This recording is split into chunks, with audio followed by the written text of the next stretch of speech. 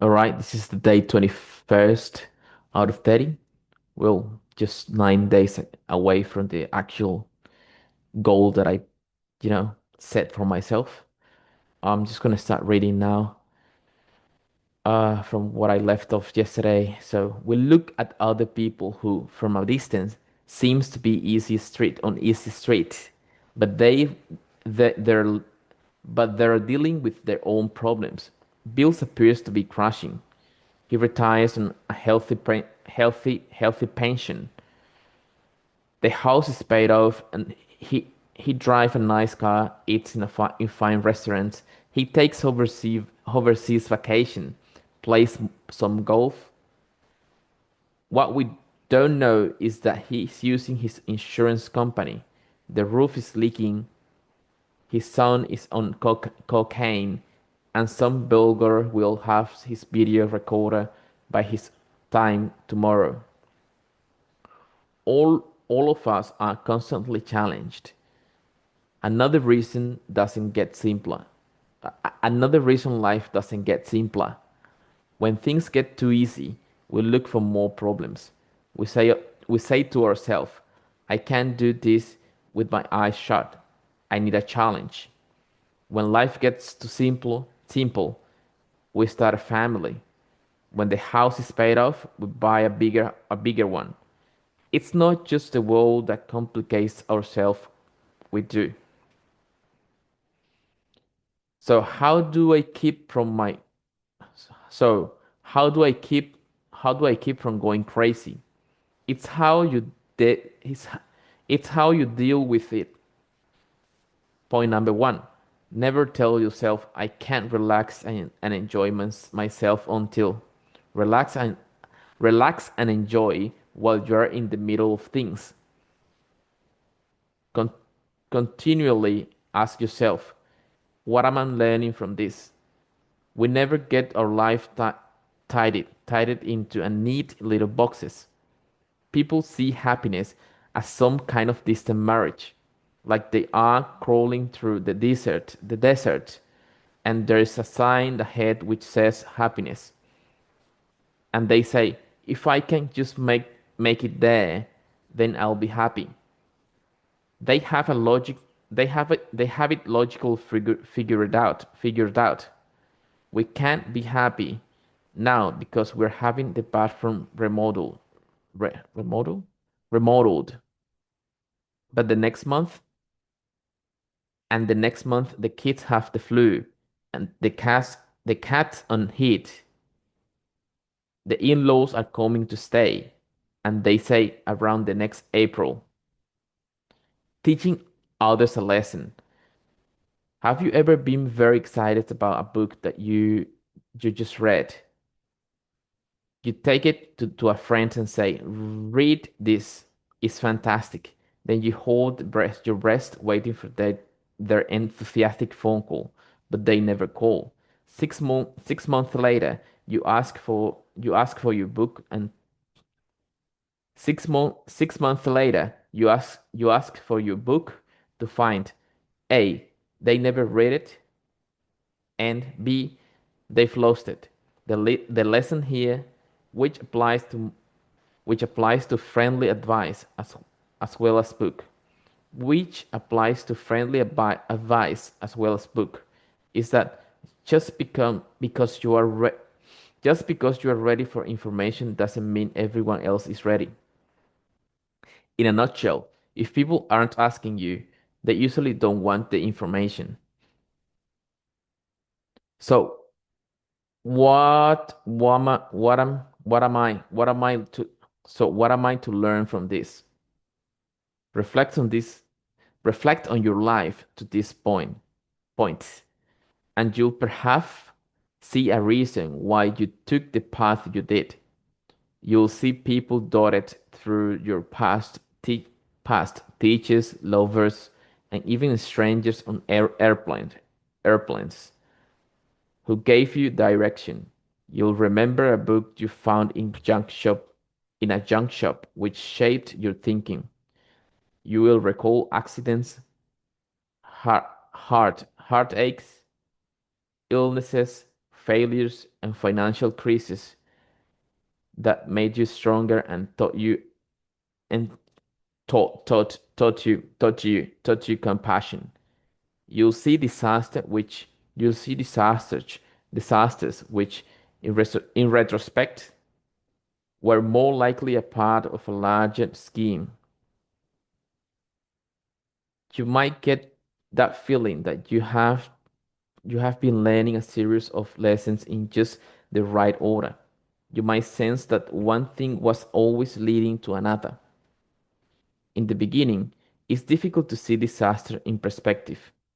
There is a lag time while we're telling ourselves, this is not part of the approved script. Sorry, God, you made a big mistake. It takes us 6 months to figure how getting fired was actually part of the plan.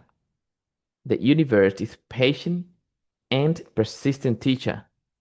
Watch the signals and life runs relatively smoothly, but fall asleep at the wheel and whoa, you attract a major learning experience, bankruptcy,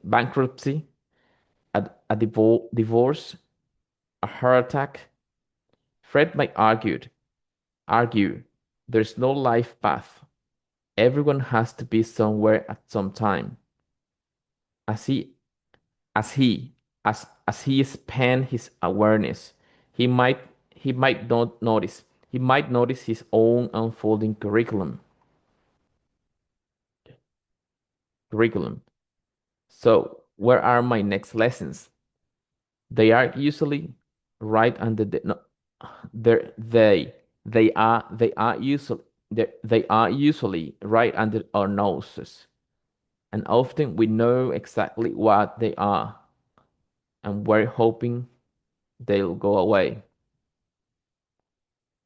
Two, the universe has no favorites. Your success and happiness depend on natural laws and principles and how you use them.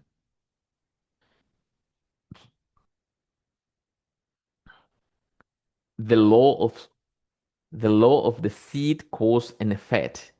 As you get better, the game gets bigger discipline,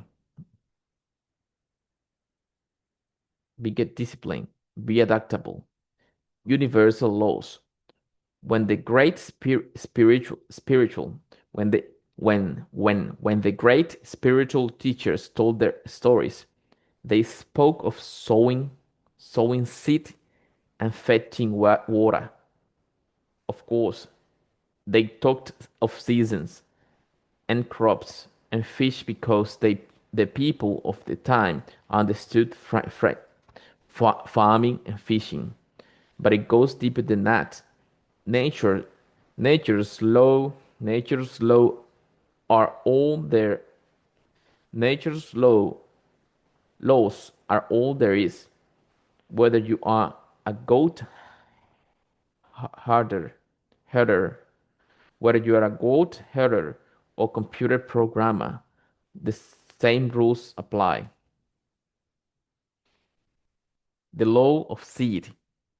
In my first book, Being Happy, I talk about some of nature's laws. This chapter expands on those principles. We begin with the law of the seed. The lesson of the seed is you reap, you reap, you reap your harvest after you reap your harvest, your harvest after you do the work. You dig the soil and water the seed. Effort. Wait a while, patient, and then you pick your beans. Effort plus patience equals results. This principle is often lost on people. They say, if I plant the beans today, I will get it. What will, well, if I plant the beans today, what will I get back tomorrow? And the answer is wet, wet bean seeds. The law of the seed says you plant today and you harvest later. Plant, Plant beans now, pick beans in 4 months. When everybody grew their own food, people probably understood this concept better. But this is the age of instant noodles. Fred says, if I had a decent job, then I would really work hard. But all I do is wash dishes. So, so to heck with it. Wrong, Fred. If you become the best dishwasher in town, someone will notice you and someone will promote you, or you'll feel so good about yourself that you'll one day go and do something you really want to do. Effort effort first, harvest second. It's a principle. You can't reverse this process. Mary says, promote me and then I will quit sleeping on the job. Frank says, pay me more and then I'll stop being sick. Jane says, if I had if I had a good marriage, I'll be nice to my husband. Credit cards and mail orders catalogs encourage us to buy now, pay no interest until February, and go broke in March. It's pl- it's playing with the same principles. Earn now, pay later works better than buy now, pay later. Another lesson we learned in the garden. When you plant a dozen bean seeds, you don't get a dozen bean plants. Fred Fred plants his bean seeds. Some get burnt up, some get blown away. The bugs gets a few. The birds, the birds take three or four. Fred is left with two little beans plants, and he says, "It's not fair. It's life." To find to find even a few good friends, you begin with a lot of acquaintances.